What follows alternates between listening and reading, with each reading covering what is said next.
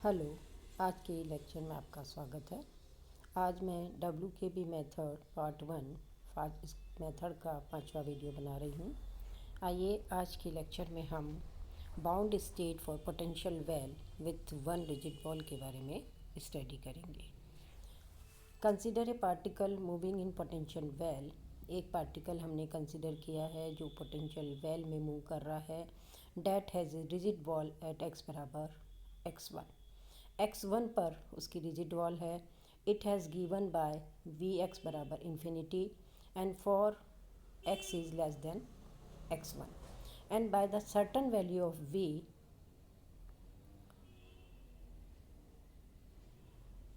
x for x is greater than x1. The classically allowed region is specified by x is lie between x1 and x2 and x1 and x2 are the turning point.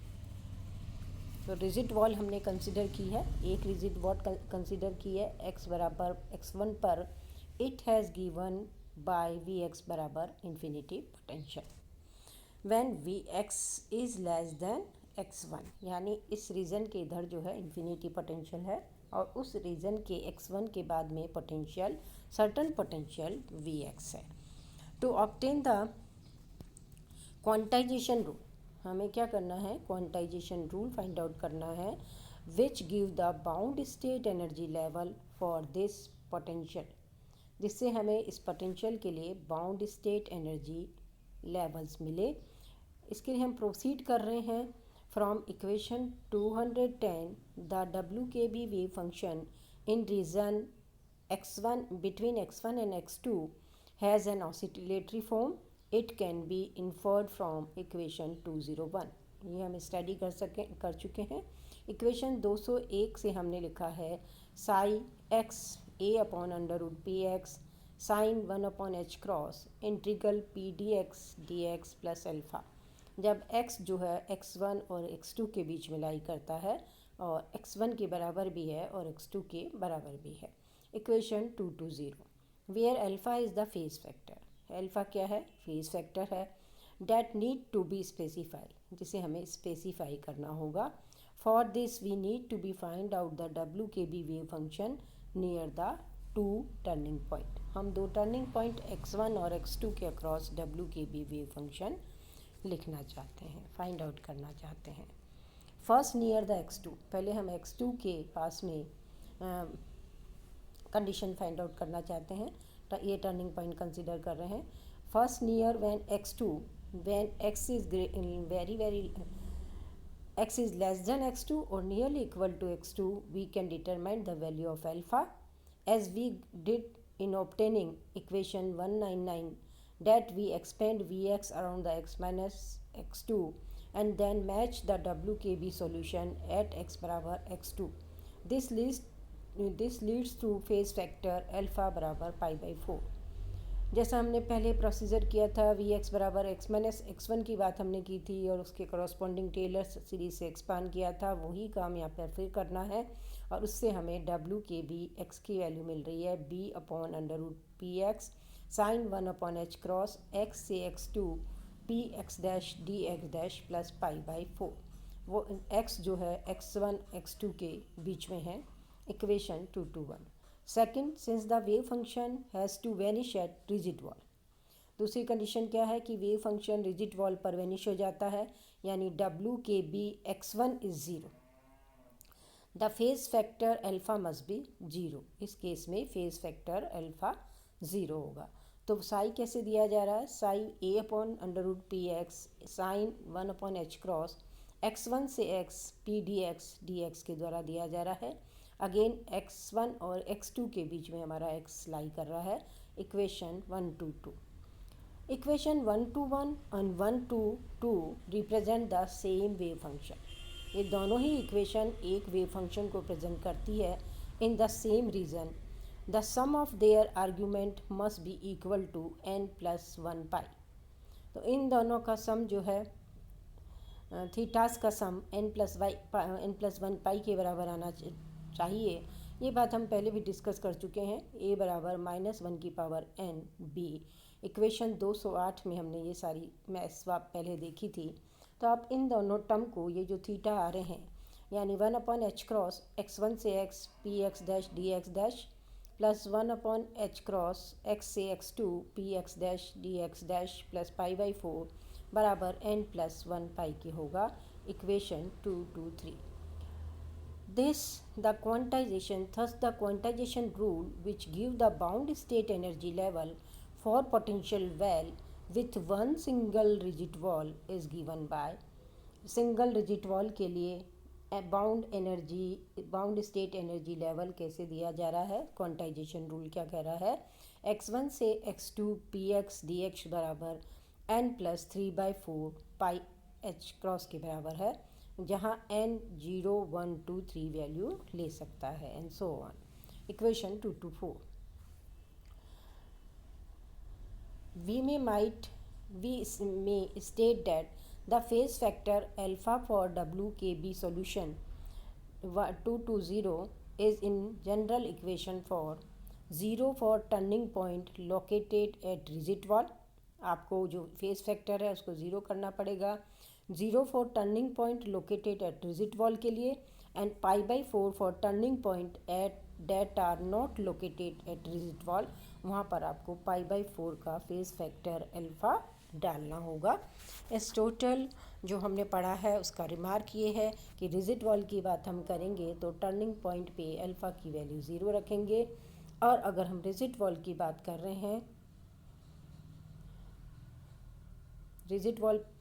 रहे हैं तो zero रखेंगे, और अगर हम not located at rigid wall की बात कर रहे हैं यानी रिजिड वॉल की बात नहीं कर रहे हैं तो उस समय टर्निंग पॉइंट पर अल्फ़ा की वैल्यू π/4 पुट करनी है।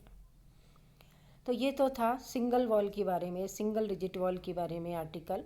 अब हम बात कर रहे हैं bound state for potential well with two rigid wall. Consider the potential well that has two rigid wall x बराबर x1 एंड x बराबर x2।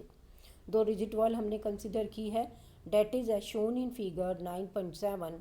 Vx is infinity for x is less than equal to x1 and x is greater than equal to x2 and given by a certain potential Vx for x is lie between x1 and x2. The wave function for the particle that is confined the wave motion move between the two rigid wall must be vanishes at the walls psi x1 psi x2 बराबर zero. ये है boundary condition है क्योंकि यहाँ पर b बराबर infinity potential है।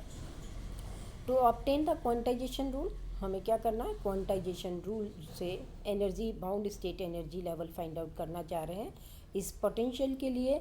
तो वी प्रोसीड हम उसी तरह से ऑब्टेन करेंगे इक्वेशन 224 के द्वारा। The WKB wave function has an oscillatory wave form when x is lie between x1 and x2 and vanishes at both x1 and x2। x1 और x2 पे psi फंक्शन वैनिश हो जाएगा। The phase factor is zero at x1 and x2 क्योंकि दोनों क्या है, rigid wall है। Rigid wall पे अल्फ़ा को ज़ीरो होना होगा, तो अल्फ़ा ज़ीरो हो जाता है, फेज़ नहीं रहता है। By analog with procedure that leads equation 222 we can show that WKB wave function in the at the x1 when x is greater than x1 is given by psi x a upon under root px sin 1 upon h cross x1 to x p x dash dx dash। जब x x1 और x2 के बीच में लाई कर रहा है तो हमने वेव फंक्शन लिखा। इसी तरह से when x is less than x2 psi function is given by, देखिए इन दोनों में रिजिड वॉल कंसिडर की है तो यहाँ पर अल्फ़ा फैक्टर ज़ीरो आ रहा है। तो साई एक्स बराबर b upon under root p x sine 1 upon h cross x से x2 p x dash d x dash when x is lie between x1 and x2। Equation 225 और equation 226 दो equation हमने बनाई है यहाँ पर। ये मैं आपको पोटेंशियल वेल दिखा रही हूँ जो हम कंसिडर कर रहे हैं। टू रिजिड वॉल वाली कंडीशन है ये, x1 और x2 Vx पोटेंशियल हमने बताया इन बिटवीन, और असर्टन एनर्जी की बात हमने की है E। तो यहाँ पर पोटेंशियल वेल जो है वो two rigid wall located at x1 and x2 पे लोकेट हो रही है हमारी इन्फिनिटी पोटेंशियल, उसकी बात हमने की है। ये एक वेल का इंडिकेशन है। Note that last two wave function satisfy the correct bound state at x1 and x2 psi x1 बराबर साई x2 बराबर 0। ठीक है, क्या कंडीशन है? 2 डिजिट वॉल है तो उनको 0 होना होगा वेव फंक्शन को, x1 पे भी टर्निंग पॉइंट पे और x2 टर्निंग पॉइंट पे भी 0 है। Since equation 225 and 226 represent the same wave function, ये दोनों ही इक्वेशन एक वेव फंक्शन को रिप्रेजेंट करता है और सेम रीजन में रिप्रेजेंट करता है। The sum of argument must be equal to n+1 pi. जो मैथ्स हमने पहले की थी वही मैथ्स साइन थीटा 1 बराबर साइन थीटा 2 के कब होगा, वही आज इसमें हम फिर काम में ले रहे हैं। तो यहाँ पर ये दोनों थीटा 1 और थीटा 2 का सम जो है, जो भी साइन का साइन थीटा के फॉर्म में जो आ रहा है उसका थीटा लेकर के हमने उसे n+1 पाई के बराबर किया है।